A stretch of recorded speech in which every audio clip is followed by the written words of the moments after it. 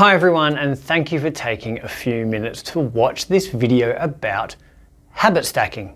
Well, why I think you shouldn't be thinking about habit stacking. But before I dive into that, as always, I'd love it. Like the video, subscribe to the channel. It genuinely does help. It helps me get this messaging out to a bigger, broader audience. So like the video, subscribe to the channel. I do genuinely appreciate it. So what is habit stacking? What is this concept and where did it come from? Well, you may have read the book or listened to the book. It's called Atomic Habits by James Clear. It's a great book. I learnt a lot of amazing takeaways, but there was something about it that, well, it just didn't feel right. And for me, it was, well, the term habit or habits. See, to me, a habit has a negative connotation. A habit is something we do autonomously without even thinking about it. What comes to mind for me are things like biting your fingernails, picking your nose, sniffing, excessive blinking. These are the things that I think about when someone says a habit. Have you ever been out to dinner perhaps and someone says, John, you're biting your fingernails?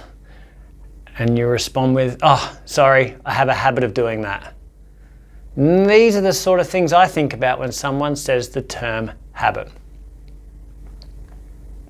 So let's reframe it. Let's reframe this term habit. It needs to be something that shows intent and purpose, has positive connotations.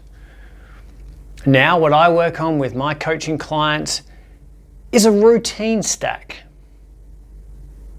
This is about building out layers to the morning and layers to the evening that support our day, build a lifestyle to help with productivity and broader well-being.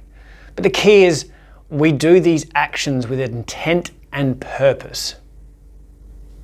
It's not about being on autopilot. It's about having intent and purpose behind these actions that form the routine of every day. I like the idea behind habit stacking, where we say that before or after said action, I will do another said action that is complementary or easy to do in succession.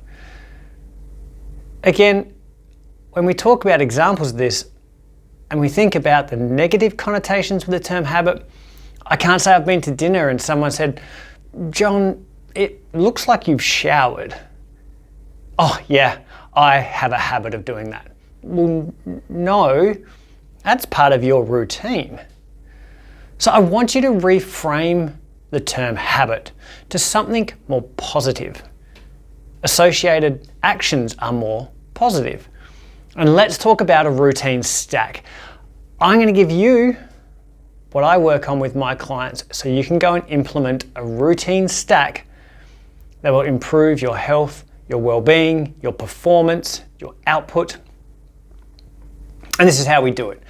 First off, get your Outlook calendar or your Google calendar or whatever calendar you choose to use, and we're going to put in a reminder, a prompt.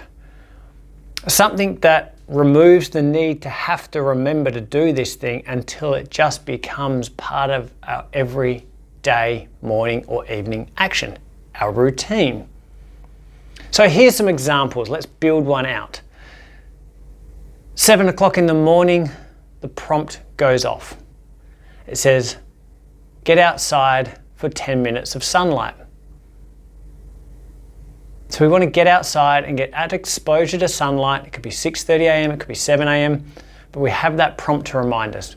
That's the first layer of our morning routine. In the evening, the same again. We have a prompt at, let's say, 7 p.m., and it says, put on blue light blocking glasses. Now, what we do is we let that become our comfortable, normal daily routine. We do that for 1 month. And then we introduce the second layer of the routine stack. Let's go back to our example. Go outside and get 10 minutes of sunlight. 6:30, 7 a.m. prompt goes off.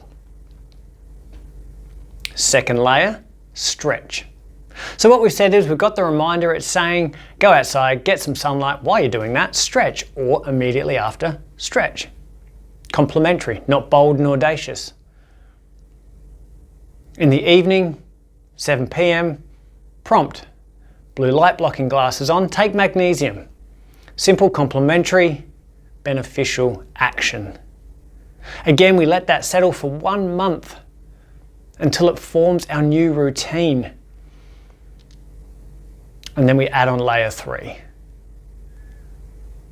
So the key though is here, not adding on a 4th and 5th and 6th and 7th and 8th and 9th layer. We're overcommitting to doing a lot of stuff. My recommendation to you would be really just optimize those 3 and perhaps adjust. So that morning routine of 10 minutes of sunlight exposure, maybe it goes to 15. So adjust and tweak. Once you hit what I call expert level and you've been doing this a while, and routine, performance, structure is something that's very rigid and simple for you to accept and digest, then add on a 4th layer, but still don't overcommit. I'm encouraging you all to reframe the way you think about this. Is habit stacking perhaps the wrong message to be saying to yourself? Or is it better to say, I want to build a healthy routine, a routine stack? So again, these are actions that have intent, that have purpose, but again, don't make them bold and audacious. We want this to be achievable, not setting ourselves up for failure. Example here is perhaps in the morning making one of the layers a 45-minute stretch session. Maybe that's too bold and audacious. Maybe it's not. But for me, I couldn't stick to that. So for me, it might be 10 minutes of sunlight, 10 minutes of stretching. So guys, habit stacking. Love the concept, don't love the language. Reframe, routine stack. Use your calendar, use your Outlook, use your Google, and have those reminders and prompts to save you having to remember it, and then it just becomes your daily routine. Go implement, jump on my website, subscribe, you'll get my blogs, you might even get some inside tips and tricks. Keep well, keep safe.